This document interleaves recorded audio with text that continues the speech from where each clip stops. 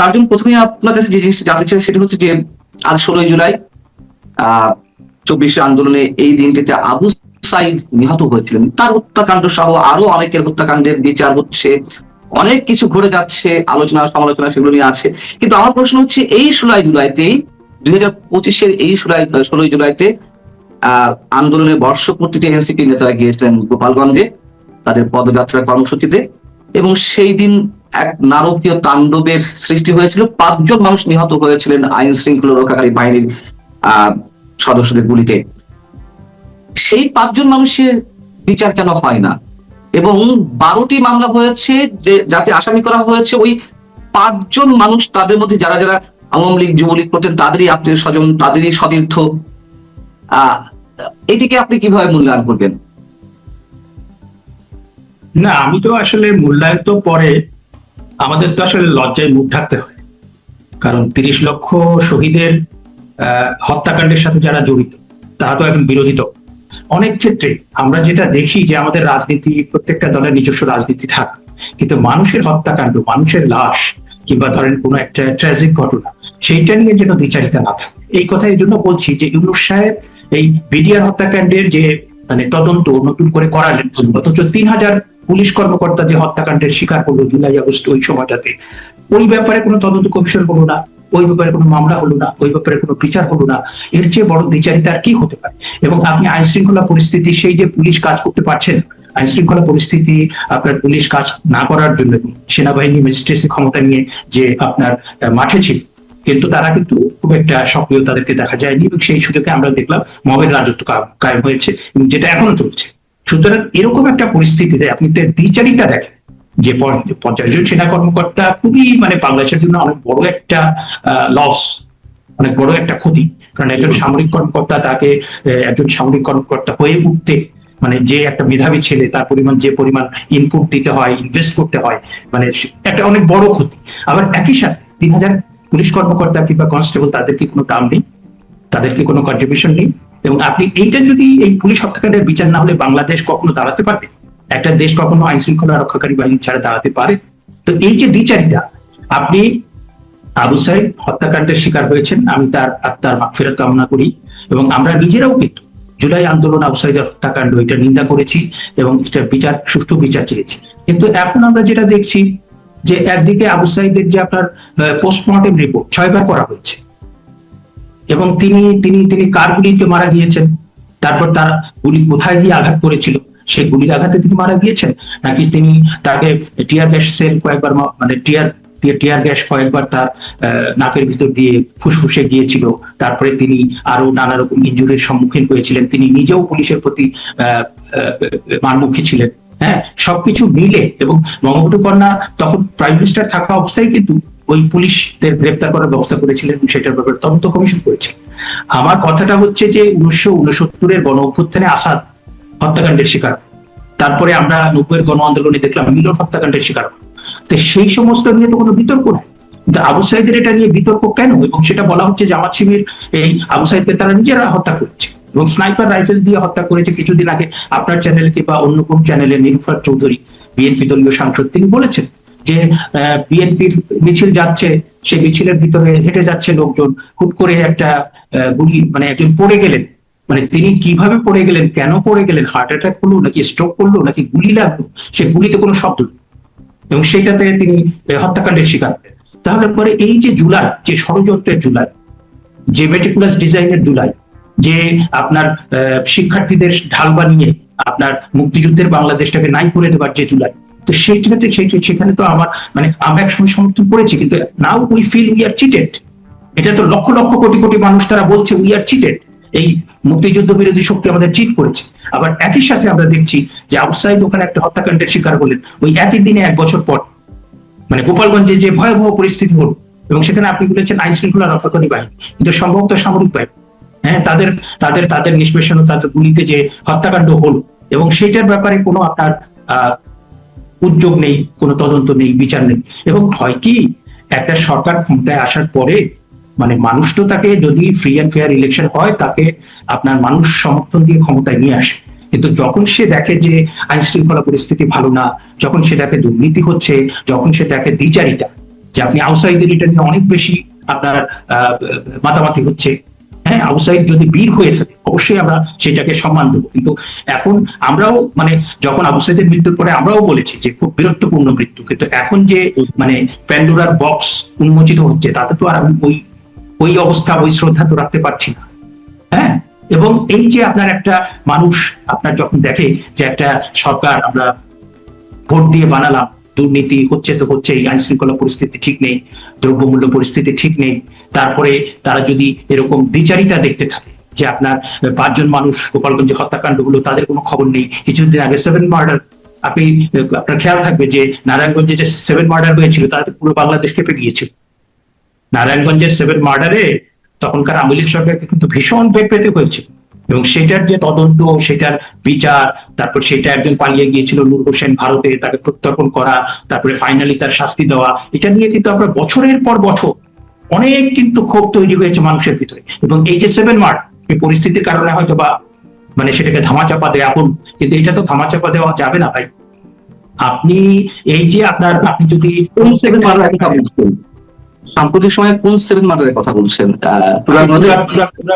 তুরাগ নদীতে ওটা 7 মার্ডার না, ওটা 3 জন নিহত হয়েছে ওখানে। 3 জন, কিন্তু আপনার বলা হচ্ছে তো 7 জন মারা গেছে, 3 জনের লাশ পাওয়া গেছে, কিন্তু আসলে এটা তো লুকানো হয়েছে। এবং 3 জনের মার্ডারও যদি হয় তাহলে সেটা একটা বড় ঘটনা না? আপনি 7 মার্ডার পাচ্ছেন, 3 মার্ডার, সেটা কি বড় ঘটনা না? যে আপনি একটা রাজনৈতিক দলের তারা মিছিল করতে এসে সেখানে তাদেরকে আপনি ধাওয়া দিলেন, তারা নদীর ঘাটে চলে গেল, সেখানে আপনি তাদেরকে হত্যা করলেন, হত্যা করে লাশ ভাসিয়ে দিলেন, এটা কি বাংলাদেশের বড় ঘটনা না? তাহলে এই ধরনের ঘটনাই তো একটা হত্যাকাণ্ড কিংবা একটা মানে অ্যাবনর্মাল হত্যাকাণ্ডই কিন্তু একটা সরকারের মানে মসনদ কাঁপিয়ে দিতে পারে। হ্যাঁ, আমরা কিন্তু সেটা বারবার দেখেছি। সুতরাং কোন হত্যাকাণ্ড আপনি সেটা যে মানে বিএনপির হোক, আওয়ামী লীগের হোক, কিংবা মানে আপনার বামপন্থীদের হোক, কিংবা ধর্মপন্থী দলের হোক, আপনি বলছেন দ্বিচারিতা হচ্ছে, দেখছি আইনের ক্ষেত্রে, শাসনের ক্ষেত্রে, বিচারের ক্ষেত্রে আমরা আশা করি না। আমরা আশা না করলে হবে কি?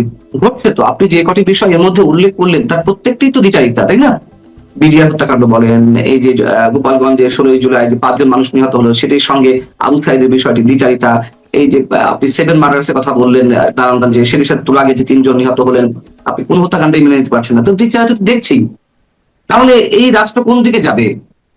তাহলে 2001 থেকে 2006 যে আপনার 10টা অস্ত্র মামলা, তারপরে আপনার 21 আগস্ট মামলা, তা আপনি তো সেই সময় তো কিছু হয়নি, পরবর্তীতে তার রিপারকেশন দেখেননি। কিংবা আওয়ামী লীগের সময় কোনো কোনো ঘটনা, আওয়ামী লীগের সময় কোনো কোনো ঘটনা কিংবা বিভ্রান্তি কিংবা ভুল, আমি বলি কি আপনার সময়টা তো আমি আমি একটা বিখ্যাত বইটার শিরোনাম হচ্ছে reconstruction of religious thought in Islam. হ্যাঁ, বিখ্যাত আল্লামা ইকবালের লেখা বই। এখন বাংলাদেশে মুশকিলটা হয়েছে, আমি আল্লামা ইকবালের রেফারেন্স যদি দেই তাহলে আমাকে বলে দেবে যে উনি সাম্প্রদায়িক কিংবা উনি জামাত শিবিরের এজেন্ট। আবার আমি যদি রবীন্দ্রনাথ ঠাকুরের কথা বলি তাহলে বলবে উনি পশ্চিমবাংলার এজেন্ট। মানে এখানে চিন্তা বলে কিছু না। হ্যাঁ, তো ওখানে আমি একটা অদ্ভুত মানে বেশ কয়েকটা অদ্ভুত হাদিস দেখেছি, উনি রেফার করেছে। তার ভিতরে একটা হাদিসে এসছে সময়ই আল্লাহ, এবং সেখানে কোরআনের আয়াতকে আপনার রেফার করে বলছে যে মহাকাল সময়কে কখনো দোষারোপ করবো না, সময় তার নিজস্ব গতিতে চলে এবং সমস্ত যত অন্যায় সে নিজে প্রতিকার করে দেয়।